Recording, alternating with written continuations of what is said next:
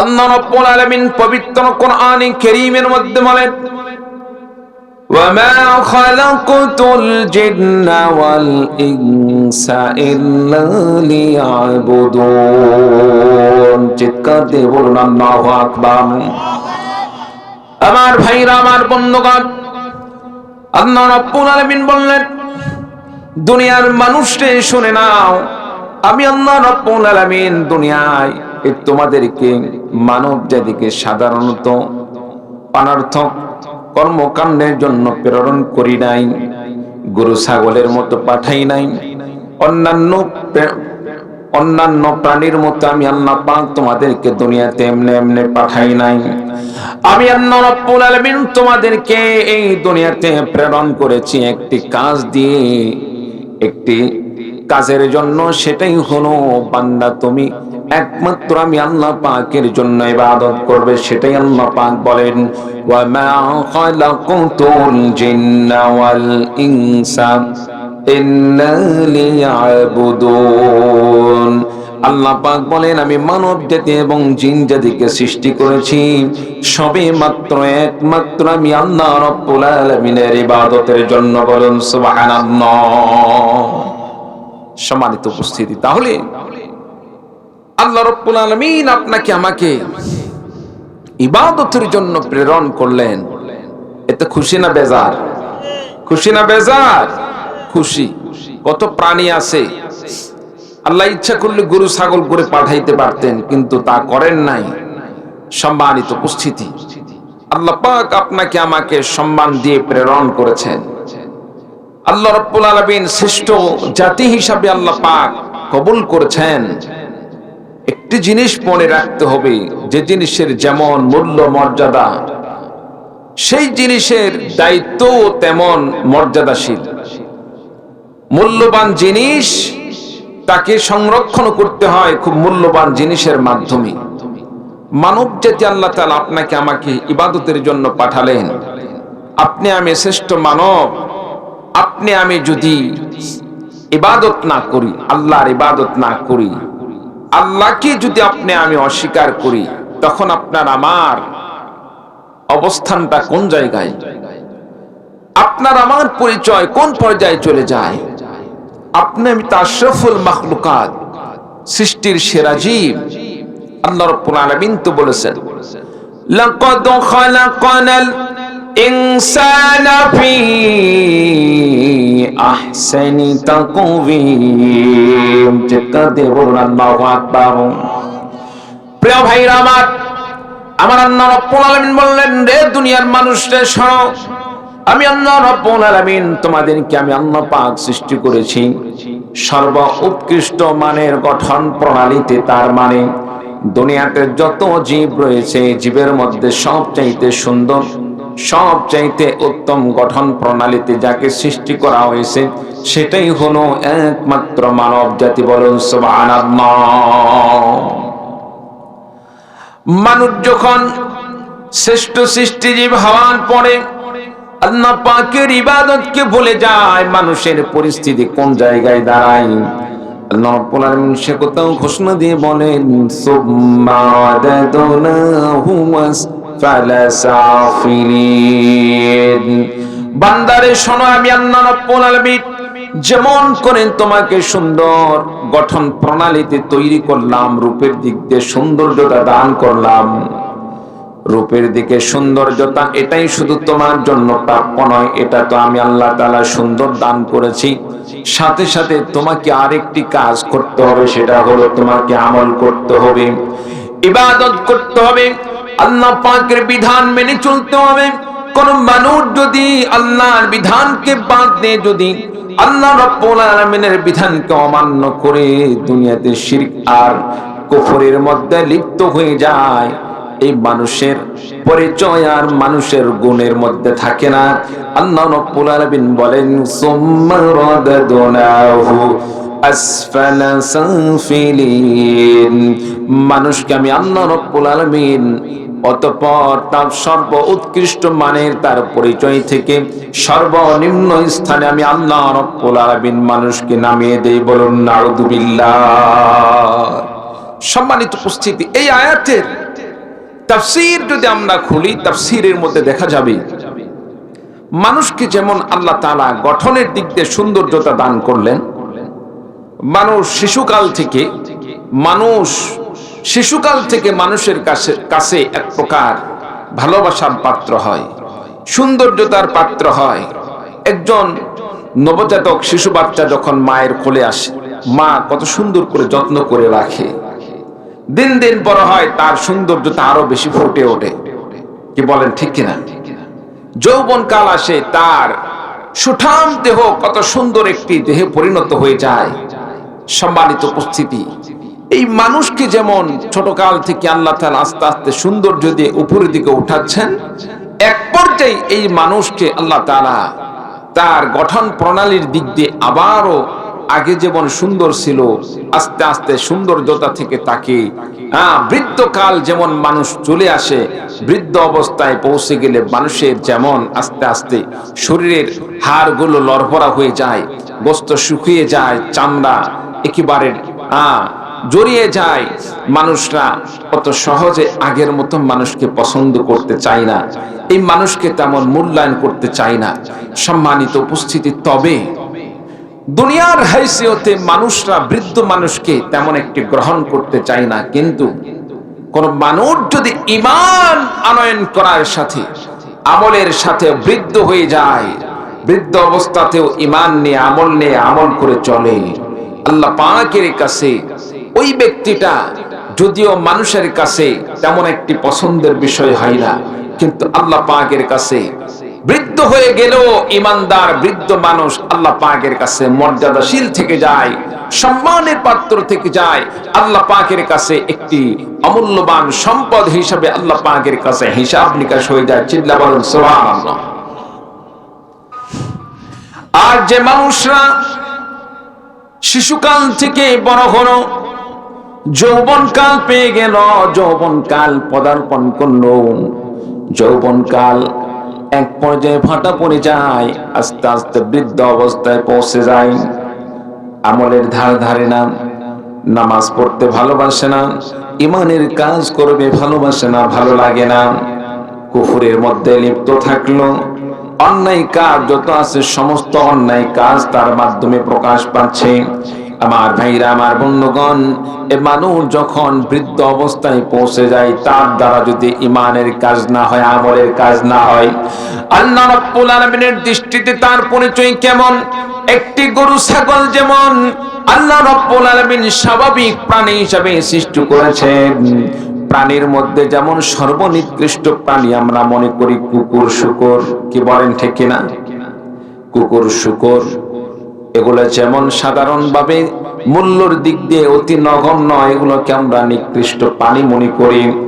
একজন মানুষ যখন আল্লাহ পাকের শ্রেষ্ঠ সৃষ্টি জীব হওয়ার পরে আল্লাহ রাব্বুল আলামিনের ইবাদত বাদ দিয়ে শয়তানের পথে চলে, শয়তানের দিক নির্দেশনা অনুযায়ী নিজের জীবন পরিচালনা করে, বৃদ্ধকাল হয়ে যায়, মৃত্যুকাল পর্যন্ত সে কোনো নেক আমল করলো না, আল্লাহ রাব্বুল আলামিনের কাছে ওই ব্যক্তিটা যেমন একসময় শ্রেষ্ঠ প্রাণী ছিল, শ্রেষ্ঠ জীব হিসাবে আল্লাহ পাকের হিসাব করা হতো, আল্লাহ পাকের কাছে হিসাব করা হতো, কিন্তু যখন সে আল্লাহকে ভুলে গিয়ে শয়তানকে স্বীকার করে নিয়ে চলে, শয়তানের পথ অনুসরণ করে চলে, আমার আল্লাহ রাব্বুল আলামিন বলেন ওই মানুষ আমল না করার কারণে, নামাজ না পড়ার কারণে আমি আল্লাহ রাব্বুল আলামিন ওই গরু ছাগল শুকর কুকুরের চাইতে তার মর্যাদাকে আমি আল্লাহ পাক নিচে নামিয়ে দেই। বলুন নাউযুবিল্লাহ।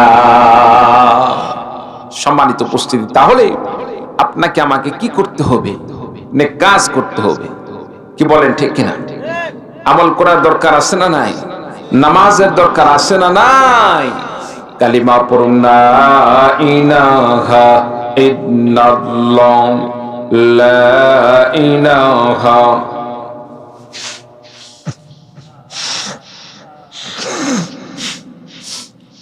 লা ইলাহা ইল্লাল্লাহ, লা ইলাহা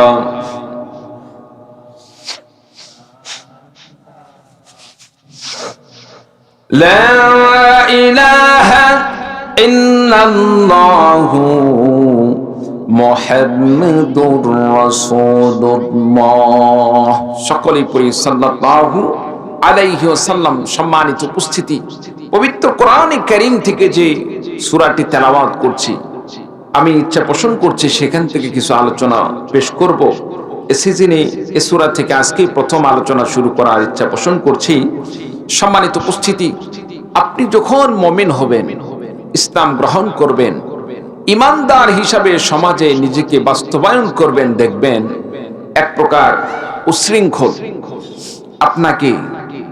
আপনি যদি নামাজ পড়েন, দাড়িটা রেখে দেন, সুন্দর জুব্বা পরে আপনি চলাফেরা করেন, সুন্নতি পোশাক পরে চলেন, রাসূলের সুন্নাহ মেনে চলেন, নামধারী কিছু মুসলমান আছে মুনাফিক, তারা আপনাকে বলবে এতদিন ভালোই ছিল, এখন মনে হয় জঙ্গিবাদের দিকে যাচ্ছে।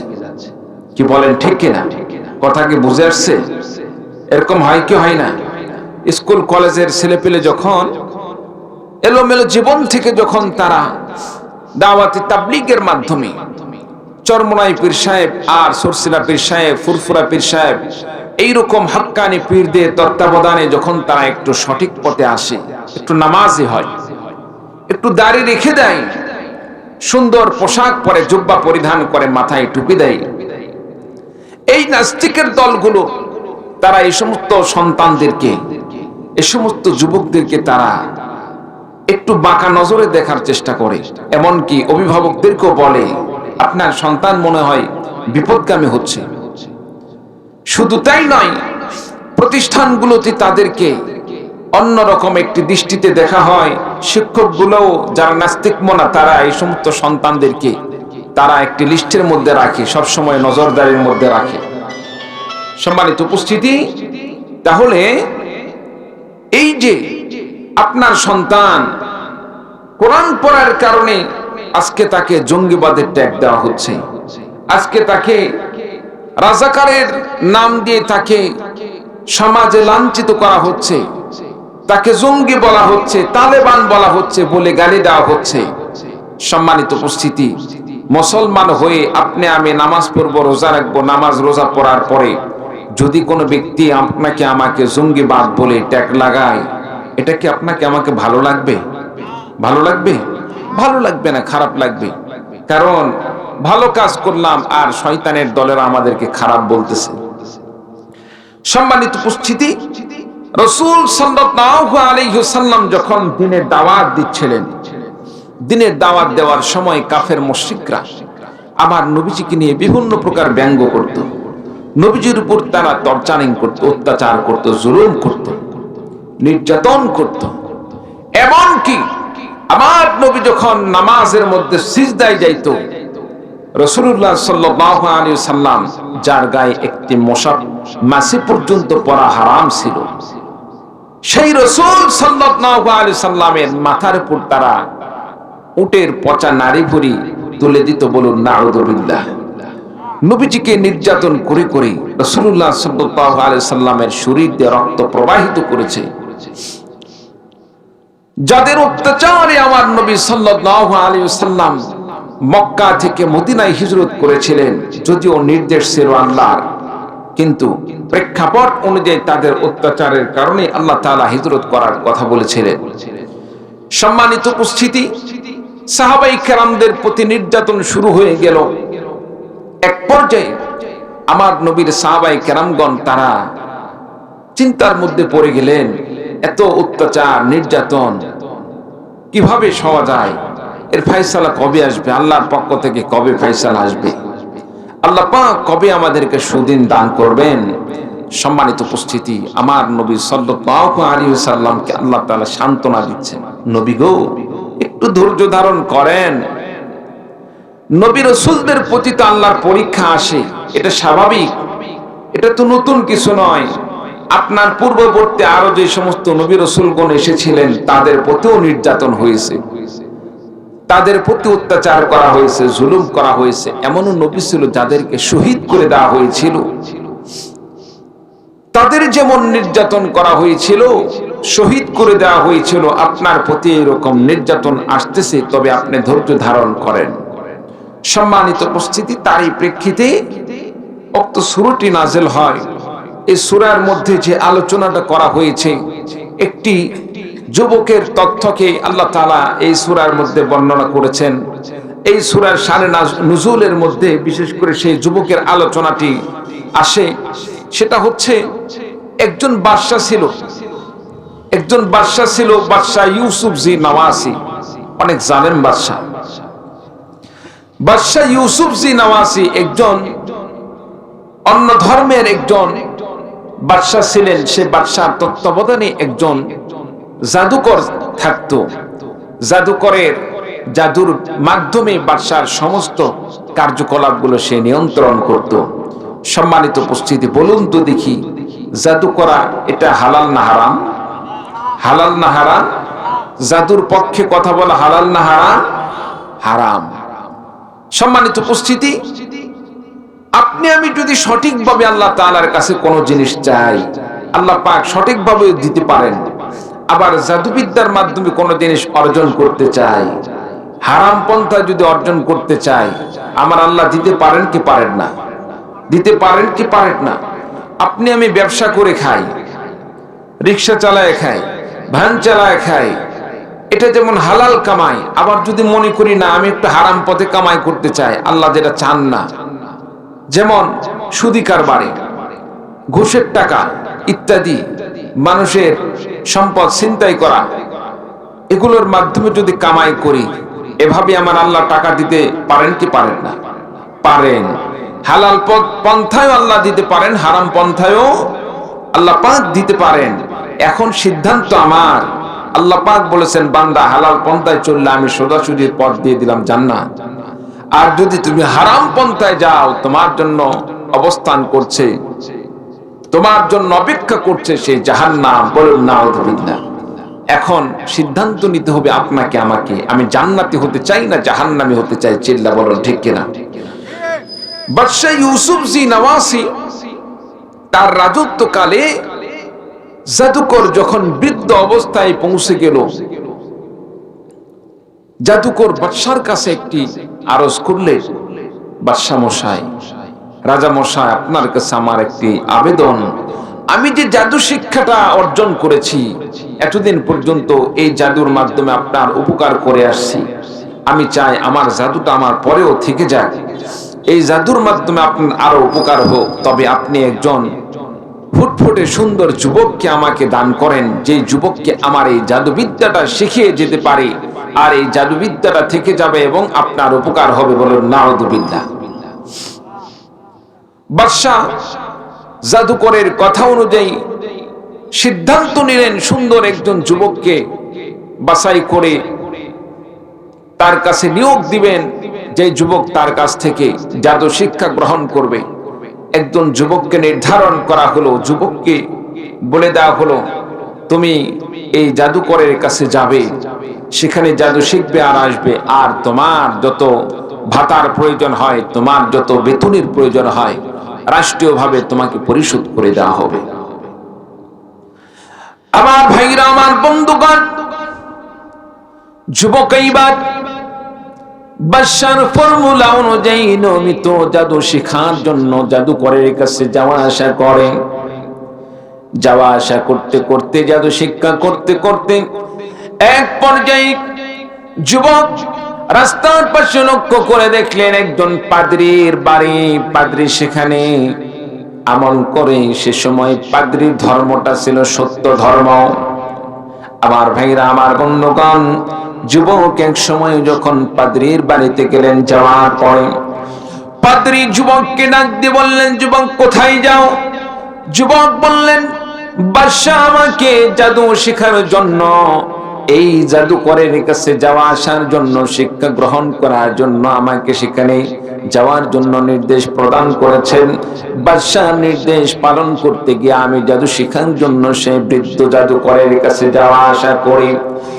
এক পর্যায়ে আল্লাহর বান্দা ওই পাদ্রী যুবককে ডাক দিয়ে বললেন, যুবক রে শোনো, জাদুবিদ্যা হারাম, যে জাদু করবে, জাদুর পক্ষে কথা বলবে, সব কিছু হারাম, তোমাকে জাদু ছেড়ে দিতে হবে।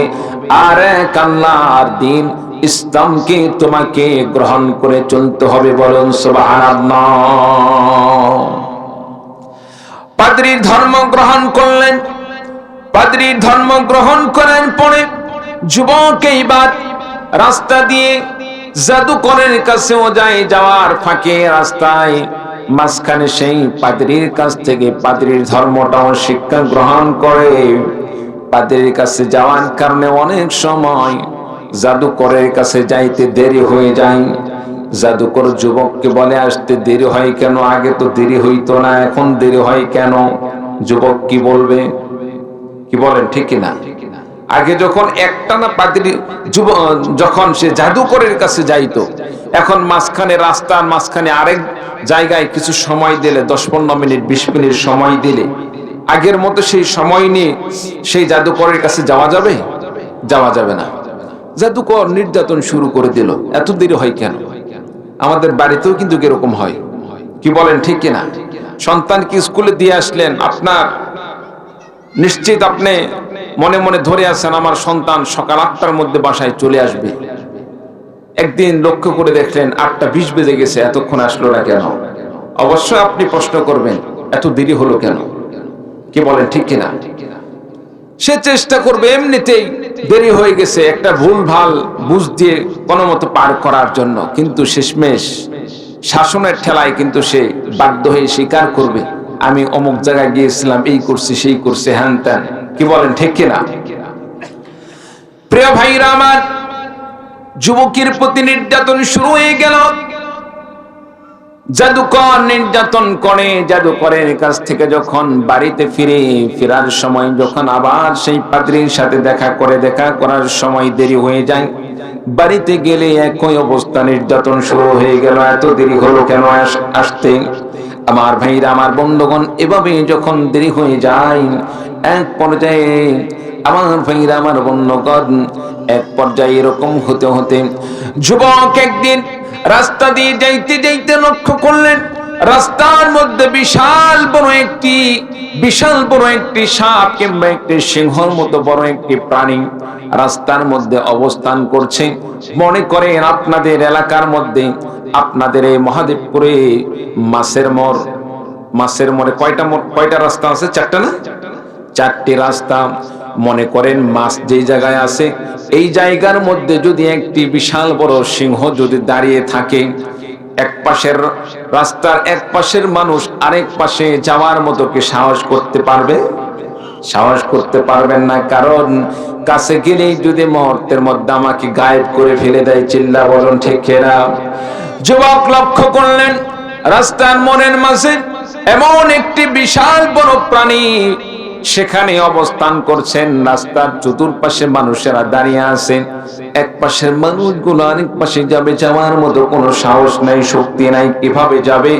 যাওয়ার পথে যদি সেই বাঘটা তাকে, সেই সিংহটা তাকে খেয়ে ফেলে দেয়, এই জন্য সকলে সেখানে দাঁড়িয়ে আছে। এক পর্যায়ে মানুষদের মধ্যে সেখানে হুলস্থুল অবস্থা হয়ে গেছে, অশান্তি তৈরি হয়ে গেছে। মনে করেন রোগী নিয়ে যাইতে হবে হাসপাতাল যাওয়ার পথে যদি এইরকম অবস্থা হয়, সেই ব্যক্তির মনের মধ্যে কেমন অস্থিরতা দেখা দিবে। আল্লাহর বান্দা যুবক এইবার সেখানে যাওয়ার পরে সিদ্ধান্ত নিলেন, এতদিন পর্যন্ত আমি এই পাদ্রীর ধর্ম শিক্ষা গ্রহণ করে আসছি, আর ওইদিকে জাদুকরের কাছ থেকে জাদু আমি শিক্ষা গ্রহণ করে আসছি। আসলে এখানে কোনটা সত্য আর কোনটা মিথ্যা যাচাই বাছাই করার সময় হয়ে গিয়েছে। যুবক এইবার একটি ছোট্ট পাথরের টুকরা নিয়ে আল্লাহ পাকের কাছে দোয়া করলেন, আয় আল্লাহ রাব্বুল আলামিন, মাবুদ মাওলা, আজকে আমি পরীক্ষা করতে চাই, আমি তো দুই পথে এখন যাত্রী হিসাবে আমি চলাফেরা করছি, কিন্তু কোনটা সঠিক পথ আমি এখনো নির্ণয় করতে পারি নাই।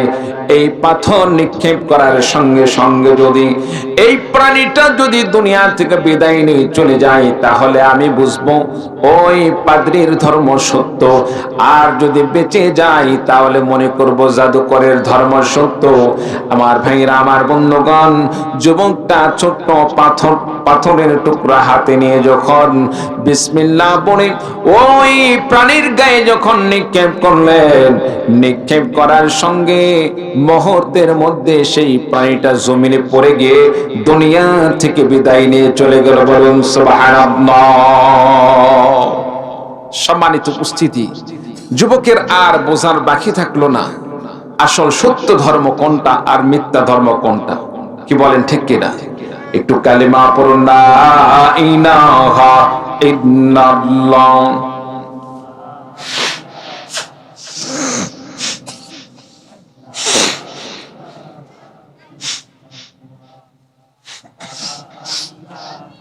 লা ইলাহা ইল্লাল্লাহ, লা ইলাহা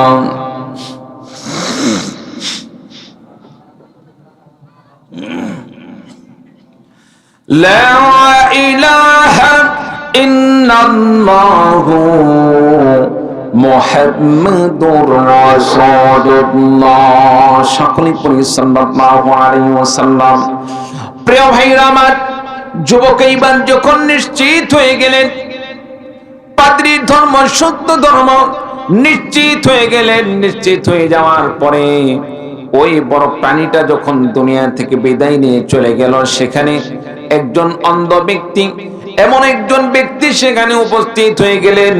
রাজ দরবারে যে চাকরি করতো, আমার ভাইরা আমার বন্ধুগণ, যখন শুনতে পাইলেন যুবকের হাতের এই ছোট্ট পাথরের আঘাতে বিশাল বড় একটি প্রাণী দুনিয়া থেকে বিদায় নিয়ে চলে গেল, এই সমস্ত মানুষরা যারা উপস্থিত ছিল তারা বুঝতে পারলো এই যুবক কোনো সাধারণ যুবক নয়, আমাদের মতো সাধারণ মানুষ নয়, একজন অদ্ভুত শক্তির মালিক, অদ্ভুত শক্তির অধিকারী। এই যুবক একজন বড় আল্লাহওয়ালা হতে পারে। সুতরাং এই যুবকের কাছে গিয়ে আমার যে দুইটি চোখ অন্ধ হয়ে আছে, যুবকের কাছে গেলে আমার দুইটি চক্ষু সে ভালো করে দিবে। আমার ভাইরা আমার বন্ধুগণ, এক পর্যায়ে অন্ধ ব্যক্তিটি এবার যুবকের কাছে গেলেন, যাওয়ার পরে বললেন, আমি জানতে পেরেছি আপনি একজন অদ্ভুত জ্ঞানের অধিকারী, শক্তির অধিকারী, দয়া করে আমার দুটি চক্ষুকে ভালো করে দিন। যুবক বললেন, ভালো করার মালিক আমি নই, সুস্থ করার মালিক আমি নই, সুস্থ করার মালিক যিনি হলেন তিনি একমাত্র আমার রব, আপনার রব তিনি হলেন আল্লাহ। আমার ভাইরা আমার বন্ধুগণ, যুবক বললেন, আল্লাহ পাক তিনি হলেন ভালো করার মালিক, আমি ভালো করতে পারি না, তবে তুমি যদি আমার রবের প্রতি ঈমান আনয়ন করো, রবকে বিশ্বাস করো, আল্লাহকে আল্লাহ বলে মেনে নিয়ে চলো, আল্লাহ পাকের কাছে আমি দোয়া করব, আল্লাহ রাব্বুল আলামিন ইচ্ছা করলে দোয়ার ওসিলায় আপনার দুইটি চক্ষুকে আল্লাহ রাব্বুল আলামিন পরিপূর্ণ সুস্থ করে দিবেন। বলেন সুবহানাল্লাহ। যুবক এইবার যখন এই কথা বললেন, অন্ধ ব্যক্তিটি যুবকের কথা শুনে তিনি ইসলাম গ্রহণ করলেন। সুবহানাল্লাহ। যুবক দোয়া করে দিলেন, আল্লাহ তাআলা তার দুইটি চক্ষুকে সুস্থ করে দিলেন। সুবহানাল্লাহ। সম্মানিত উপস্থিতি, একজন মানুষ, অন্ধ মানুষ, জীবনে যে দুনিয়ার কোনো কিছু দেখলো না, সে ব্যক্তি যদি সুস্থ হয়ে যায়, দুই চক্ষু দিয়ে সুন্দর দুনিয়াকে দেখতে পায়, তার কাছে আনন্দ লাগবে কি লাগবে না? খুশি লাগবে কি লাগবে না? অবশ্যই খুশি লাগবে। সম্মানিত উপস্থিতি, এইরকম অনেক মানুষ এক একজন এক একটি দাবি নিয়ে এসে যুবকের কাছে দাবি দেওয়া শুরু করলো, যুবক আমরা জানি তুমি অদ্ভুত শক্তির মালিক, আমাদেরকে সুস্থ করে দাও। সম্মানিত উপস্থিতি, যুবক একটি কথা বললেন যে সুস্থ করার মালিক আমি নই, সুস্থ করার মালিক আল্লাহ। তবে আল্লাহর প্রতি যদি বিশ্বাস স্থাপন করো, ঈমান আনয়ন করো, আল্লাহ পাকের কাছে দোয়া করে দিব, আল্লাহ রাব্বুল আলামিন সুস্থ করে দিবেন। সুবহানাল্লাহ। যারা উপস্থিত হয়েছিলেন সকলের জন্য দোয়া করে দিলেন, আল্লাহ রাব্বুল আলামিন তাদেরকে সুস্থ করে দিলেন। এক পর্যায়ে এই বাদশার দরবারের একজন কর্মচারী, অন্ধ ব্যক্তি, সে যখন বাদশার দরবারে গেলেন সুস্থ অবস্থায়, অন্ধ হোক আর অন্য যে কোনো রোগ হোক না কেন, মনে করেন কুষ্ঠরোগ আছে, মাথায় চুল নাই, দেখতে অন্যরকম, এইরকম মানুষ সুস্থ হয়ে যখন বাদশার দরবারে গেল, যাওয়ার পরে বাদশা বললেন, তোমাকে কে সুস্থ করে দিল? কেমনে তোমার এই রোগটা নিঃশেষ হলো? তুমি কেমনে এই রোগ থেকে সুস্থ হলে? সম্মানিত উপস্থিতি, সেই লোকটি বাদশাকে বললেন, আমার রব আমাকে সুস্থ করে দিয়েছেন। বলুন সুবহানাল্লাহ। বাদশা বললেন, তোমার আবার রব কে? আমি না। ফেরাউন, নমরুদ, হামান, কামান তারা কিন্তু নিজেদেরকে রব দাবি করতো। চিল্লা বলো ঠিক কিনা? তারা রব কোথায় থেকে দাবি করলো? ক্ষমতা যখন এত তাদেরকে ঘিরিয়ে ধরলো, ক্ষমতা এত মজবুত আকারে তারা ধারণ করলো, তাদেরকে ক্ষমতা থেকে লড়ানোর কোনো সাধারণত কোনো শক্তি ওই রকম ছিল না। যখন ক্ষমতাটা দীর্ঘমেয়াদী হয়ে গেল, অনেক পাওয়ার হয়ে গেল, তখন সে মনে করলো, আমাকে তো ক্ষমতা থেকে কেউ নামাইতে পারে না, তার মানে হচ্ছে আমি মনে হয় রব। কি বলেন ঠিক কিনা? নাউযুবিল্লাহি মিন যালিক। এইরকম নমরুদ, ফেরাউন, সেই ফেরাউন নমরুদের সময় খেলেছিল, বিষয়টা এরকম নয়। কিয়ামত পর্যন্ত অনেক শাসক আসবে যাদের ক্ষমতা একটু শক্তিশালী হওয়ার পরে তাদেরকে যখন কোনোভাবে নামানোর মতো শক্তি ওই রকম ভাবে পাওয়া যাবে না, তবে নামানোর মালিক তো একজন আসেনি। কি বলেন ঠিক কিনা? যখন ক্ষমতাটা মজবুত হয়ে যায়, তারাও মনে হয় আমি আস্তে আস্তে সেই ফেরাউন নমরুদের মতো রুবুবিয়াতের দিকে যাচ্ছি, আমি নিজেকে রব বলে দাবি করব। এইরকম কিছু মানুষ আস্তে আস্তে হয়তো সে পথের দিকে অগ্রসর হয়। চিল্লা বলুন ঠিক কিনা? সম্মানিত উপস্থিতি, তবে মনে রাখবেন, যারা নিজেদেরকে অত বেশি সুপার পাওয়ার মনে করে, মানুষকে কথায় কথায় কটাক্ষ করে আজকে জেলে ভরাবো, কালকে অমুক জায়গায় পাঠাবো, তারপরে আপনাকে যমুনা সেতু থেকে টুকুস করে ফেলে দিয়ে মারবো, এইরকম যারা আত্মওহামিকা দাম্ভিকতা নিয়ে চলে, আল্লাহ পাক তাদের অহংকারকে পছন্দ করেন না। চিল্লা বড় ঠিক কিনা? আল্লাহ পাক ইচ্ছা করলে তাদেরকে সেরা জুতা দিয়ে পর্যন্ত পিটিয়ে হলেও ক্ষমতা থেকে নামাইতে পারেন। চিল্লা বড় ঠিক কিনা? সম্মানিত উপস্থিতি, এই জন্য আপনি যখন যেই লেভেলের থাকেন, ইজ্জত দেওয়ার মালিক আল্লাহ, ক্ষমতা দেওয়ার মালিক আল্লাহ, সম্মান দেওয়ার মালিক আল্লাহ। আল্লাহ তাআলা সম্মান দান করেছেন, ক্ষমতা দান করছেন, এটার সদ্ব্যবহার করেন, মানুষের সেবা করেন। আল্লাহ পাক দুনিয়াতেও ইজ্জত দান করবেন, আখিরাতে আল্লাহ রাব্বুল আলামিন কামিয়াবি দিয়ে জান্নাতে যাওয়ার ব্যবস্থা করে দেবেন। বলুন সুবহানাল্লাহ। বাদশা এবার বললেন, তাহলে তোমার চক্ষুটা তো আমি নাকি ভালো করে দিয়েছি? এবার সে লোক বলল, না, তুমি তো রব নয়। তোমার মতো এই নগণ্য ব্যক্তি এতদিন পর্যন্ত রব দাবি করছে, আর আমি মানছিলাম, আমি তো এক বোকা ছিলাম। এখন দেখতেছি আসলে তুমি তো কিছুই নয়। আমার রব তিনি হলেন একমাত্র আল্লাহ। এই আল্লাহ রাব্বুল আলামিন আমাকে সুস্থ করে দিয়েছেন। চিল্লা বলুন সুবহানাল্লাহ। আমার ভাইরা, আমার বন্ধুগণ, বাদশা এবার অন্ধ লোকটিকে ডাক দিয়ে বললেন, কোন রব তোমাকে সুস্থ করে দিয়েছে? তোমার রবের পরিচয় কি? আর কিভাবে তোমার এই অবস্থা হলো? কেমনে তুমি সুস্থ হয়ে গেলে? যুবক আগেই বলে দিয়েছিল, খবরদার আমার পরিচয় যেন বাদশার সামনে তোমরা কখনো ওপেন করিও না। এক পর্যায়ে ওই অন্ধ ব্যক্তিকে নির্যাতন করা শুরু হয়ে গেল। নির্যাতন করতে করতে এক পর্যায়ে সে বলতে বাধ্য হয়ে গেল, অমুক যুবকের কাছে গিয়ে এভাবে সে আমার জন্য দোয়া করছে, দুইটি চক্ষু ভালো হয়ে গিয়েছে। প্রিয় ভাইরা আমার, এক পর্যায়ে যুবকের পরিচয় বাহির করা হলো, যুবকের ঠিকানা বাহির করা হলো। কোথায় সেই যুবক? যুবকের কাছে যাওয়া হলো, যুবকের কাছে গিয়ে যুবককে গ্রেফতার করা হলো, যুবকের কাছ থেকে তথ্য নেওয়া হলো, কার কাছ থেকে ধর্ম শিক্ষা গ্রহণ করেছ? আমি তো তোমাকে প্রেরণ করেছি জাদু শিখার জন্য জাদুকরের কাছে।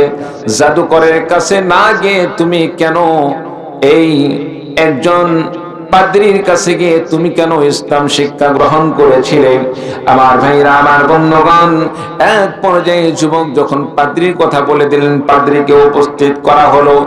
যুবকের সামনেই বাদ ওই পাদ্রীকে হত্যা করে ফেলে দেওয়া হলো। এবং সাথে সাথে বাদশার দরবারে যে ব্যক্তিটা বাদশার দরবারে চাকরি করত অন্ধ ব্যক্তি, তাকেও শহীদ করে দেওয়া হলো। এক পর্যায়ে বাদশা যুবককে বলল, যুবক রে শোনো, তোমাকে এত সহজে মারবো না, এত হালকা ভাবে তোমাকে মারবো না, তোমাকে এমন একটি মৃত্যু উপহার দান করব, এমন ভাবে তোমাকে মারবো যেভাবে মারার পরে আমার দেশের সমস্ত জনগণ বুঝতে পারবে বাদশার নির্দেশের বাইরে গেলে, ফর্মুলার বাইরে গেলে কেমন নির্যাতনের সাথে মৃত্যুর ব্যবস্থা হয়ে যায়। এই জন্য বাদশা সিদ্ধান্ত নিলেন, সেনাবাহিনীর লোকদেরকে বললেন, যুবককে নিয়ে যাও পাহাড়ের চূড়ায়, পাহাড়ের চূড়ায় নিয়ে গিয়ে পাহাড় থেকে নিক্ষেপ করে মারো। যুবককে এবার পাহাড়ের চূড়ায় নিয়ে যাওয়া হলো। যুবককে যখন তারা পাহাড় থেকে নিক্ষেপ করে মেরে ফেলে দিবে, নিচে ফেলে দিয়ে মেরে ফেলে দিবে, এমন সময় আল্লাহর কি কুদরত, যুবককে ফেলে দিতে গিয়ে যুবককে নিক্ষেপ করার সময় যুবককে তারা নিক্ষেপ করতে পারলো না, বরং যারা যুবককে পাহাড় থেকে নিচে ফেলে দিয়ে মারার জন্য গেল, তারাই পাহাড় থেকে নিচে পড়িয়ে গিয়ে তারা মারা গেল। যুবক সুস্থ অবস্থায় আবার বাদশার দরবারে ফিরে আসলো। বলুন সুবহানাল্লাহ। হায়াতের মালিক কে? জোরে বলেন কে? হায়াতের মালিক আল্লাহ, মৌতের মালিক আল্লাহ। আল্লাহ যদি কারো মৃত্যু 10 দিন পরে ঘটাতে চায়, দুনিয়ার কোন মানুষ যদি মনে করে তাকে আমি জেল দিব, তাকে আমি ফাঁসিতে ঝুলাবো, অমক সময় হত্যা করব, আল্লাহর কুদরতি ফয়সালায় যদি সে সময়ে ফাঁসি না হয়, দুনিয়ার কোন শক্তি তাকে ফাঁসিতে ঝুলাইতে পারবে? কথা বলে পারবে না। কারণ আল্লাহ রব্বুল আলামিন হায়াত মউত সবকিছুর মালিক আল্লাহ। আল্লাহর ফয়সালা যুবককে জীবিত রাখবেন আল্লাহ। আর বাদশা সিদ্ধান্ত নিয়েছেন যুবককে মেরে ফেলে দিবেন। এই জন্য বললেন, যাও পাহাড়ের চূড়া থেকে তাকে নিক্ষেপ করে শেষ করে দাও। প্রিয় ভাই সব, যুবককে তারা পাহাড়ের চূড়া থেকে নিক্ষেপ করে মারার জন্য নিয়ে গেল, কিন্তু যারাই মারার জন্য সব প্রস্তুতি গ্রহণ করলো, নিক্ষেপ করে মারার জন্য চেষ্টা করলো, তারাই পাহাড় থেকে পড়ে গিয়ে শহীদ, তারাই মারা গেল। আর যুবক সুস্থ অবস্থায় সে বাদশার দরবারে আবার উপস্থিত হয়ে সেখানে উপস্থিত হয়ে গেলেন। আর বাদশাকে জানান দিলেন, বাদশা তুমি মারতে চেয়েছিলে, আর আমার আল্লাহ পাক আমাকে রক্ষা করতে চেয়েছেন, আল্লাহ রাব্বুল আলামিন আমাকে হেফাজত করছেন, আমি জীবিত তোমার কাছে চলে এসেছি। সুবহানাল্লাহ। বাদশা আশ্চর্য। এরপরে বাদশা চিন্তা করলো, পাহাড় থেকে যখন নিক্ষেপ করে মারা গেল না, এখন কি করা যায়? সাগরে চুবিয়ে মারতে হবে। মনে করেন পদ্মা সেতু, মনে করেন পদ্মা সেতু, নৌবাহিনীর কিছু লোক দিয়ে সেখানে নিয়ে যাওয়া হলো, যাও পদ্মা সেতু থেকে তাকে চুবিয়ে মারো। পদ্মা সেতু থেকে ঠুস করে ফেলে দিবে, সেখানে পানিতে পড়ে পানি খাইবে, আর পানি খাইতে খাইতে মারা যাবে। দুনিয়ার কোন জালেম শাসক এমন ছিল কি নাই যারা কথায় কথায় মানুষদেরকে পদ্মা সেতু থেকে মারার জন্য নিক্ষেপ করে চুবিয়ে মারার মতো তারা দুঃসাহস প্রকাশ করত? এরকম ছিল কি ছিল না? সম্মানিত উপস্থিতি, আল্লাহ তাআলা এমন অহংকারকে পছন্দ করেন না, এমন অহংকারকে আল্লাহ তাআলা পছন্দ করেন না। আল্লাহ ক্ষমতা দিয়েছিলেন মহব্বত করে, সেই মহব্বত নিয়ে আল্লাহর প্রতি তাওয়াক্কুল নিয়ে যদি ক্ষমতাটা টিকিয়ে রাখতে পারত, দুনিয়ার মানুষরাও সম্মান করত, আখিরাতে আল্লাহ তাআলা যাচাই খায়ের দান করত। চিল্লা বলুন ঠিক কিনা? সম্মানিত উপস্থিতি, এক পর্যায়ে বাদশা যখন পানিতে চুবিয়ে মারার সিদ্ধান্ত নিলেন, বাহিনীর লোকদেরকে বললেন, যাও তাকে পানিতে চুবিয়ে মারো। এক পর্যায়ে যারা সাগরের মধ্যে চুবিয়ে মারার জন্য নিয়ে গেল, তারা এই সাগরের মধ্যে ডুবিয়ে পানি খাইতে খাইতে মনে করেন পেট ফুলে, এক প্রকার আমাদের সমাজের গ্রামে কিছু মাছ পাওয়া যায়, ট্যাপা মাছ আছে না নাই? অনেক এলাকায় পটকা মাছ বলে, কি বলেন? আমাদের গ্রামে, শহরে তো ওইভাবে এখন তেমন একটা পাওয়াও যায় না, নামও মুখে আসে না। তবে ছোটকালে, শিশুকালে এই মাছকে আমরা ট্যাপা মাছ বলে আমরা চিনতাম। পানি খাইতে খাইতে হঠাৎ করে পেট ফুলে একবার ডুম হয়ে যাইত। যারা এই যুবককে মারার জন্য, এই যুবককে মারার জন্য যারা সমুদ্রের মধ্যে নিয়ে গেল, তারাই পানি খাইতে খাইতে সেখানে শুয়ে গেল। আর যুবককে আল্লাহ রাব্বুল আলামিন কুদরতি ভাবে সাগর থেকে ভাসিয়ে কুলে নিয়ে এসে আবার বাদশার সামনে উপস্থিত করে দিলেন। বলেন সুবহানাল্লাহ। আবার ভাইরা, আমার বন্ধুগণ, এক পর্যায়ে যুবক যখন বাদশার দরবারে উপস্থিত হয়ে গেলেন, বাদশার মাথা খারাপ হয়ে গেল, একে কেমনে মারবো, মারা তো যায় না। এক পর্যায়ে যুবক বললেন, বাদশা শোনো, আমাকে যদি মারতে হয় আপনার সিদ্ধান্ত নিয়ে আমাকে মারতে পারবেন না। আমাকে মারতে হলে আমি যে ফর্মুলা বলে দিব, সে ফর্মুলায় যদি আমাকে মারতে চান তাহলে আপনি মারতে পারবেন। বলুন সুবহানাল্লাহ। যুবক বললেন, দিন নির্ধারণ করুন, বিশাল বড় মাঠ নিয়োজিত করুন, মাঠ নির্ধারণ করুন, আর মানুষদের মধ্যে এলান করে দিন অমুক দিন ওই যুবককে সেই মাঠের মধ্যে হত্যা করা হবে। এলাকার সমস্ত মানুষদেরকে সেখানে আমি উপস্থিত পেতে চাই। যুবক বললেন, এরপরে যে কাজ করতে হবে সেটা হলো আমাকে সেই জায়গায় একটি বিশাল বড় স্টেজ করার পরে শুলির একটি স্টেজ করো, শুলির কায়েম করো। শুলিতে ওঠানোর পরে একটি তীর নিয়ে কিংবা একটি ছোট্ট কোনো জিনিস নিয়ে একটি বাক্য বলে তুমি আমার গায়ে তীরটা নিক্ষেপ করবে। তীর নিক্ষেপ করার সঙ্গে সঙ্গে আমি দুনিয়া থেকে বিদায় নিয়ে চলে যাব। সেটা হলো বিসমিল্লাহি রাব্বি হাদাল গোলাম। এই দোয়া পড়ে তুমি যদি আমার গায়ে তীর নিক্ষেপ করো তাহলে আমি দুনিয়া থেকে শেষ হয়ে যাব, আপনার বিপদ শেষ হয়ে যাবে। আমার ভাইরা, আমার বন্ধুগণ, বাদশা কিন্তু এখন ক্ষমতার লোভে আছে, কি বলেন ঠিক কিনা? কোন মানুষ যদি নিজের মারার পথ আরেকজনকে বলে দেয়, নিজের মারার পথ আরেকজনকে বলে দেয়, সে আমাকে মারতে চাচ্ছে, মারতে পারতেছে না, আর আমি বললাম এভাবে এভাবে আমাকে মারো, আমি বলার পরেও সে যদি আমাকে মারে, আমাকে সে যদি মারার প্রস্তুতি গ্রহণ করে মারে, তাহলে কি বোঝা যাবে তার ক্ষমতার লোভ আছে না নাই? আছে না নাই? একজন শত্রুকে মারার পর শত্রু বলে দিচ্ছে সেইভাবে মারতে চাচ্ছে, তাহলে কত বড় তার মধ্যে ক্ষমতার লোভ আছে। যে ব্যক্তি বলল যে আমাকে এইভাবে এইভাবে মারলে তুমি মেরে ফেলতে পারবে, এই মেরে ফেলার মধ্যে যে ব্যক্তি বলল আমাকে মেরে ফেলে দাও এভাবে, আমাকে মেরে ফেলার পেছনে আমার এই মারা যাওয়ার চাইতে বড় আরেকটি কোন আমার উদ্দেশ্য আছে না নাই? উদ্দেশ্য আছে না নাই? আমি কেমনে বলবো আমাকে মেরে ফেলে দাও এভাবে? আমাকে মারার কথা বললেও তো আমার একটা এখানে উদ্দেশ্য আছে, আমাকে মারলে যেভাবে বলেছিল আমি তো সেভাবেই কাজ করলাম। যুবক বিদায় নিয়ে চলে গেল। আর সেখানে লক্ষ লক্ষ মানুষ যারা সমাগম হয়েছিল তারা এর ব্যতিক্রম জিনিসটা বুঝলো। সেটা কি? আসলেই তো এতদিন পর্যন্ত আমরা বুঝতেছিলাম বাদশা নিজেকে রব বলে দাবি করছে, সেই নাকি আসল রব। আজকে জানতে পারলাম বাদশা তো আসল রব নয়, সে মূলত রব নয়, বরঞ্চ যে যুবক, এই যুবক যাকে আজকে হত্যা করা হলো তার দিক নির্দেশনা অনুযায়ী এই যুবকের রব হলো আসল রব। যুবক হলো আসল সত্য ধর্মের প্রতি সে অধিষ্ঠিত ছিল, সে অধিষ্ঠিত ছিল। যুবক সত্য ধর্মের প্রতি প্রতিষ্ঠিত ছিল। এই যুবক যে রবের প্রতি ঈমান আনয়ন করেছে, আমরা সকলে ঘোষণা দিয়ে দিলাম আমান্না বিরাব্বি হাদাল গোলাম। চিৎকার দিয়ে বলুন আল্লাহু আকবার।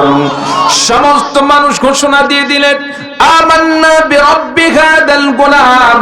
যে যুবকের পথ নির্দেশনা অনুযায়ী বাদশা তাকে হত্যা করতে পারলো, বোঝা গেল এই যুবকের ধর্মটাই হলো আসল সত্য ধর্ম, যুবকের ধর্ম হচ্ছে খাঁটি ধর্ম। আমরা ঘোষণা দিয়ে দিলাম এখন থেকে আমরা বাদশাকে রব বলে মানব না। এই যুবক যে রবকে রব বলে মেনে নিয়েছিল, আমরা এই যুবকের রবের প্রতি আমরা সকলে ঈমান আনলাম। বলুন সুবহানাল্লাহ। সম্মানিত উপস্থিতি, কি আশ্চর্যকর ভয়ঙ্কর একটি পরিকল্পনা। একজন মানুষকে, একজন শত্রুকে শেষ করতে গিয়ে বাদশার এখন সমস্ত মানুষ শত্রুতে পরিণত হয়ে গেল। চিল্লা বলেন ঠিক কিনা? বাদশার এতদিন টার্গেট ছিল একজন মানুষকে মারবে, একজন মানুষকে যদি শেষ করে দিতে পারে সামনের রাস্তা সব ক্লিয়ার। এখন একজন কাঁটাকে, একটি কাঁটাকে সরাইতে গিয়ে আশেপাশে যতগুলো গাছ ছিল সব গাছগুলো কাঁটার গাছে পরিণত হয়ে গেল। চিল্লা বলুন ঠিক কিনা? বাদশাহ এবার ঘোষণা করলো, ঈমান আনছো তোমরা? আমি যা চাইছিলাম তা তো পাইলাম না, তবে একটি জিনিস মনে রাখো, আমি তো বাদশাহ, আমার ক্ষমতার কমতি নেই, আমার ক্ষমতার কমতি নেই। যদি ঈমান থেকে ফিরে না আসো, পিঠের চামড়া থাকবে না। কত রকম নির্যাতন হয় সামনেতে তোমরা লক্ষ্য করবে। এক পর্যায়ে বাদশাহ তার রাজতন্ত্রের যে সমস্ত লোকগুলো ছিল দায়িত্বশীল, তাদেরকে ঘোষণা করলেন, অনেক বড় বড় অগ্নিকুণ্ড তোমরা বড় বড় চুলা খনন করো, আগুন জ্বালাও। আগুন জ্বালাইতে জ্বালাইতে দীর্ঘ সময় যখন আগুন জ্বলবে, আগুন জ্বালানোর পরে যারা ঈমান আনয়ন করছে তাদেরকে শুধু বলা হবে, ঈমান ছাড়বা, না হলে ঈমান যদি না ছাড়ো তাহলে তোমাকে এই আগুনের মধ্যে নিক্ষেপ করে মারবো। আর যদি তোমরা ঈমান ছেড়ে দাও, আল্লাহ থেকে ঈমান ফিরিয়ে নিয়ে আসো, তোমাদেরকে আর কোনো নির্যাতন করা হবে না, তোমাদেরকে অনেক বড় বড় পুরস্কার দান করা হবে। সম্মানিত উপস্থিতি, একবার কোনো ব্যক্তি যদি আল্লাহর প্রতি ঈমান আনয়ন করে, সারা দুনিয়া দিয়ে কি তার ঈমান কিনা সম্ভব হয়? সম্ভব হয়? প্রকৃতপক্ষে ঈমানদারের ঈমান কখনোই কোনো সম্পদের বিনিময়ে, দুনিয়ার এই লোভ লালসা দিয়ে ঈমানদারের ঈমানকে কিনা, ঈমান নষ্ট করা, এটা কখনোই সম্ভব হয় না। সম্মানিত উপস্থিতি, এক পর্যায়ে মানুষদেরকে বলতে লাগলো, ঈমান ছাড়ো, না হয় তোমাদেরকে আগুনের মধ্যে নিক্ষেপ করে মারবো। মারতে মারতে মারতে মারতে এক পর্যায়ে এমন হলো, সমস্ত ঈমানদাররা মরে শেষের দিকে একটা ব্যক্তি ঈমান ছাড়লো না। জীবন আল্লাহর রাস্তায় কুরবানি করে দিলেন, কিন্তু তার ঈমান ছাড়লেন না। বলুন সুবহানাল্লাহ। এখন এই ঈমানদার ব্যক্তিরা, তারা যে আগুনের মধ্যে নিক্ষিপ্ত হয়ে মারা গেল, আসলে কি আগুনে পুড়ে তারা মারা গেছে? না। তাফসীরের কিতাবের মধ্যে লেখা হয়, যখন তাদেরকে আগুনের মধ্যে নিক্ষেপ করা হচ্ছিল, এমন সময় আল্লাহ রাব্বুল আলামিন আগুনে পড়ার আগে তার রূহটাকে আল্লাহ রাব্বুল আলামিন বাহির করে নিতেন, তার দেহটা শুধু আগুনের মধ্যে পড়তো। সম্মানিত উপস্থিতি, আমার রূহ যদি না থাকে, আমার দেহের কোনো লাভ আছে? কোনো লাভ আছে? সম্মানিত উপস্থিতি, আল্লাহ রাব্বুল আলামিন এভাবে মৃত্যু দান করলেন, আগুনে পোড়ার কোন যন্ত্রণা তারা অনুভব করলেন না। এক পর্যায়ে কাফেররা এভাবে অত্যাচার করলো, নির্যাতন করলো। শেষ পর্যায়ে একজন শিশু বাচ্চাকে, একজন মা একটি দুধের শিশু বাচ্চাকে কোলে নিয়ে অপেক্ষা করতেছেন, সে আগুনের মধ্যে নিক্ষিপ্ত হচ্ছে না। যখন জালেমের দল তাকে আগুনের মধ্যে নিক্ষেপ করার কথা বললেন, মা অপেক্ষা করতেছেন, তাদের কথা শুনতে চাচ্ছেন না। কেন? তিনি চিন্তা করলেন, আমাকে যদি নিক্ষেপ করে মারা হয়, আমার সন্তানের কি অবস্থা হবে। তবে তিনি যে ঈমান ছেড়ে দিবেন, বিষয়টা এরকম নয়। আমার ভাইরা, আমার বন্ধুগণ, এক পর্যায়ে কাফেরের দল ওই মাকে লক্ষ্য করে বললেন, ঈমান যদি না ছাড়ো, তোমাকে কিন্তু আগুনের মধ্যে নিক্ষেপ করে দেওয়া হবে, তোমার সন্তানকে আগুনের মধ্যে নিক্ষেপ করা হবে, আগুনের মধ্যে নিক্ষেপ করে শেষ করে দেওয়া হবে। ছোট্ট সন্তান, দুধের সন্তান, আল্লাহ রাব্বুল আলামিন সন্তানের জবান খুলে দিলেন। সন্তান এইবার মাকে লক্ষ্য করে বললেন, ইয়া উম্মাহু ইসবিরি ফাইন্নাকি আলাল হক। হে আমার মা, ধৈর্য ধারণ করো, আগুনের ভয় করো না, আমার জন্য চিন্তা করো না, টেনশন করো না, কারণ তুমি হচ্ছে সত্য ধর্মের উপর রয়েছো, তাদের কাছে ঈমান বিলীন করে দিও না। আমার ভাইরা, আমার বন্ধুগণ, এক পর্যায়ে তাদেরকে শহীদ করে দেওয়া হলো। এতগুলো মানুষকে শেষ করে দেওয়া হলো। তাদের কি অপরাধ ছিল? তাদের অন্য কোনো অপরাধ ছিল না, একমাত্র অপরাধ ছিল ওয়ামা নাকামু মিনহুম ইল্লা আইয়ুমিনু বিল্লাহিল আজিজিল হামিদ। আল্লাহ রাব্বুল আলামিন বললেন, তাদের তো কোনো অপরাধ ছিল না, তাদের কোনো অন্যায় ছিল না, কোনো অপরাধী তাদেরকে হত্যা করা হয় নাই, সবেমাত্র একটি তাদের কাছে অপরাধ ছিল। এতগুলো মানুষকে যে অপরাধ ছিল, সে অপরাধটা হলো আইয়ুমিনু বিল্লাহিল আজিজিল হামিদ। মহাপরাক্রমশালী একমাত্র আল্লাহ রাব্বুল আলামিনের প্রতি তারা ঈমান আনয়ন করেছিল। এই ঈমান আনয়ন করার কারণে তারা তাদেরকে শহীদ করে দিয়েছিল। আমার ভাইরা, আমার বন্ধুগণ, আল্লাহ রাব্বুল আলামিন এরপরে বলেন আল্লাযী লাহু মুলকুস সামাওয়াতি ওয়াল আরদ ওয়াল্লাহু আলা কুল্লি শাইইন শাহীদ। আল্লাযী লাহু মুলকুস সামাওয়াতি ওয়াল আরদ, যিনি আসমান জমিনের রাজত্বের মালিক। আল্লাহু আলা কুল্লি শাইইন শাহীদ। এই কাফেরের দল ইমানদারদের সাথে যে আচরণটা করেছিল, শুধুমাত্র ঈমান আনয়ন করার কারণে তাদেরকে যে শহীদ করে দেওয়া হলো, দুনিয়ার কোন মানুষ শয়তান যদি নাও দেখে থাকে, আমার আপনার রব যিনি এক আল্লাহ, সে আল্লাহ পাক সব কিছু কিন্তু দেখে রেখেছেন। চিল্লা বলো ঠিক কিনা? আল্লাহ রাব্বুল আলামিন সব কিছু দেখলেন। ওয়াল্লাহু আলা কুল্লি শাইইন শাহীদ। এই নির্যাতন করার পরে, হত্যা করার পরে, আমার ভাইরা, আমার বন্ধুগণ, এত বড় অপরাধ সংগঠিত হয়ে যাওয়ার পরেও কোনো ব্যক্তি যদি সেখান থেকে ফিরে আসে, আল্লাহ রাব্বুল আলামিন বলেন ইন্নাল্লাযীনা ফাতানুল মুমিনিনা ওয়াল মুমিনাতি সুম্মা লাম ইয়াতুবু ফালাহুম আযাবু জাহান্নাম ওয়া লাহুম আযাবুল হারিক। নিঃসন্দেহে যে সমস্ত মানুষরা এই মুমিনদেরকে নির্যাতন করলো, অত্যাচার করলো, বিনা কারণে আলেমদেরকে নারী লোভিয়ার, দুর্নীতিবাজ ইত্যাদি, জঙ্গিবাদ, রাজাকার ট্যাগ লাগিয়ে যারা বছরের পরে বছর, যুগের পরে যুগ কারাগারের মধ্যে আবদ্ধ রেখে রিমান্ডের নামে বিভিন্নভাবে যারা নির্যাতন করলো, অত্যাচার করলো, জুলুম করলো, এই জুলুম করার পরে যারা নিজেরা তওবা না করলো, তওবা না করে গুনার উপর যারা অতিষ্ঠিত থাকলো, আল্লাহ রাব্বুল আলামিন বললেন ফালাহুম আযাবু জাহান্নাম ওয়া লাহুম আযাবুল হারিক। তাদের জন্য রয়েছে জাহান্নামের আযাব এবং হারিকের সেই শাস্তির ব্যবস্থা। বলুন নাউযুবিল্লাহ। প্রজ্বলিত অগ্নিকুণ্ডের ব্যবস্থা রয়েছে তাদের জন্য। আল্লাহ পাক বান্দার তওবা কবুল করেন। আত-তাইবু আনিজ যামবি কামান লা যামবা লাহ। যে ব্যক্তি গুনাহ থেকে তওবা করলো, যে ব্যক্তি গুনাহ থেকে তওবা করলো, আল্লাহ পাক ওই ব্যক্তিকে এত আল্লাহ রাব্বুল আলামিন কবুল করেন, এত গুনাহমুক্ত করেন, যেমন নাকি তার কোনো গুনাহই ছিল না। বলুন সুবহানাল্লাহ। 100টি হত্যা করার পরেও সে ব্যক্তি তওবা করার জন্য গেল, হুজুরের কাছে গিয়ে বললেন আমার কি তওবা করার কোনো সুযোগ আছে? হুজুর বললেন 99টি হত্যা করার পরে, 99টি হত্যা করার পরে তোমার আবার তওবার সুযোগ? যাও এখান থেকে ভাগো। এখন সে ভাবতেছে 100 তো পরিপূর্ণ হয় না, এখনো 99 পর্যন্ত ছিল, যদি মাফি না হয় তাহলে এটাও শেষ করি। সম্মানিত উপস্থিতি, 100 পরিপূর্ণ করলো। সম্মানিত উপস্থিতি, রাসূলুল্লাহ সাল্লাল্লাহু আলাইহি ওয়াসাল্লাম বলেন বান্দা তোমার গুনাহ যতই বেশি হোক না কেন, তোমার গুনাহ যতই বেশি হোক না কেন, যতই অপরাধী হোক না কেন, তোমার অপরাধকে তুমি অপরাধ মনে করি গুনাহ থেকে তওবা করো, আল্লাহ পাকের কাছে মাফ চাও, আমি আল্লাহ পাক ওয়াদা দিয়ে দিলাম তোমার সমস্ত গুনাহকে মাফ করে দিব। বলুন সুবহানাল্লাহ। দুনিয়াতে আলেমদের চাইতে, নবী রাসূলদের পরে, সাহাবায়ে কেরামদের পরে আলেমদের চাইতে দরদি মানুষ দুনিয়াতে নাই।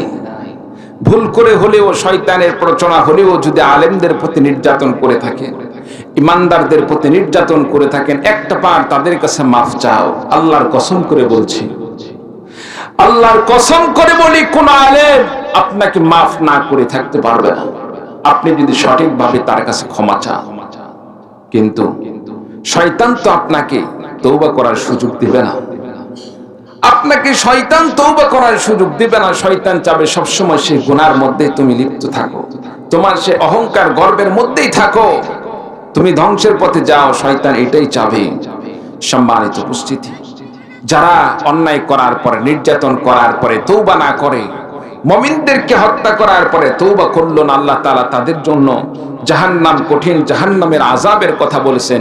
আর যে ব্যক্তি অন্যায় করার পরে তওবা করে সৎ পথে আসে, তাদের জন্য কি আল্লাহ পাক ঘোষণা দান করলেন, ইন্নাল্লাযীনা আমানু ওয়া আমিলুস সালিহাতি লাহুম জান্নাতুন তাজরি মিন তাহতিহাল আনহার। আল্লাহ রাব্বুল আলামিন বললেন, নিঃসন্দেহে ওই সমস্ত মুমিন বান্দা যারা নেক আমল করলো, আমানু ঈমান আনয়ন করলো, ওয়া আমিলুস সালিহাত এবং নেক আমল করলো, আল্লাহ রাব্বুল আলামিন বলেন লাহুম জান্নাতুন তাজরি মিন তাহতিহাল আনহার, তাদের জন্য এমন জান্নাতের ব্যবস্থা আমি আল্লাহ রাব্বুল আলামিন ঘোষণা দিয়ে দিলাম, এমন জান্নাত তাদের জন্য বরাদ্দ দিয়ে দিলাম যে জান্নাতের তলদেশ দিয়ে আমি আল্লাহ রাব্বুল আলামিন নহর প্রবাহিত করে রেখেছি। বলুন সুবহানাল্লাহ। যালিকাল ফাওজুল কাবীর। আল্লাহ রাব্বুল আলামিন ঘোষণা দিয়ে দিলেন এই সমস্ত বান্দাদের জন্য এটাই হলো সবচাইতে বড় চাওয়া পাওয়া, তাদের জন্য আল্লাহ পাকের পক্ষ থেকে বড় উপহার। বলুন সুবহানাল্লাহ। সম্মানিত উপস্থিতি, তাহলে এতক্ষণ পর্যন্ত আমরা যা আলোচনা শুনলাম করলাম, এখান থেকে যেটা আমাদের শিক্ষণীয় বিষয় সেটা হচ্ছে আপনি আমি যে আমল করেছি এই আমলের মধ্যে ভুল ত্রুটি হতে পারে। মানুষের কর্মজীবনে, মানুষের এই জাগতিক জীবনে অনেক ভুল আমরা করে থাকি, কি বলেন ঠিক কিনা? অনেক ভাইকে হয়তো রাগ করে থাবড় মারছি, অন্যায় করে তাকে গালি দিয়েছি, কিন্তু সেটা যদি অন্যায় থেকে থাকে আপনি তার কাছে গিয়ে মাফ চান, বান্দা মাফ করবে, আল্লাহ পাকও মাফ করে দিবেন। আর যদি আপনি অহংকার করে বসে থাকেন, সে কি আমার কাছে তো সে কিছুই না, আমার কাছে সে তো কিছুই না, এইরকম মনে করে যদি আপনি আত্মহামিকা নিয়ে পড়ে থাকেন, তাহলে আপনার জন্য কঠিন আযাব অবস্থান করছে। আল্লাহ পাক আমাদের সকলকে সৎ পথে চলার মধ্যে তৌফিক দান করুন। সকলে বলে আল্লাহুম্মা আমিন। সম্মানিত উপস্থিতি, ইচ্ছা ছিল আরো আলোচনা করব, কিন্তু দ্বিতীয় আমার আরেকটি মাহফিল আছে মান্দায়। আপনাদের কাছে দোয়া নিয়ে আমি এখানে আমার আলোচনাকে শেষ করছি। ওয়া আখিরু দাওয়ানা আলহামদুলিল্লাহি রাব্বিল আলামিন। আর বিশেষ করে দোয়া করছি আপনাদের এলাকার এই সংগঠনটাকে আপনারা সকলেই নেক নজরে দেখবেন। আর বিশেষ করে আপনাদের এলাকার কৃতি সন্তান আহসানুল্লাহ, এক একজন এক এক রকম করে চেনেন, আলহামদুলিল্লাহ। অল্প বয়সে আল্লাহ তাআলা তাকে অনেক কবুল করছেন, আমি তাকে অনেক মহাব্বত করি এবং আমার প্রত্যেকটা জিনিস, আমার যেটা চাওয়া পাওয়া সে অল্পতে বুঝতে পারে, যার কারণে মনের দিক দিয়ে অনেক মিল। আল্লাহ পাকের কাছে আপনারা দোয়া করবেন আমাদের এই ভালোবাসা যেন আল্লাহ রাব্বুল আলামিন মৃত্যু পর্যন্ত কবুল করেন। সকলে বলে আল্লাহুম্মা আমিন। ওয়া আখিরু দাওয়ানা আলহামদুলিল্লাহি রাব্বিল আলামিন। আসসালামু আলাইকুম ওয়া রাহমাতুল্লাহ।